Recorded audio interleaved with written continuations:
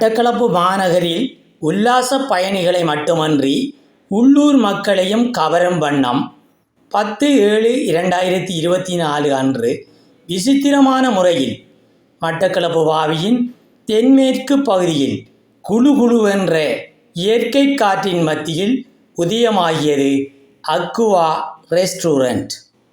கணேஷ் ரவிகிருஷ்ணாவின் உருவாக்கத்தில் புதுப்பொலிவோடு கண்ணை கவரும் மின் குமிழ்களால் அலங்கரிக்கப்பட்டுள்ளது.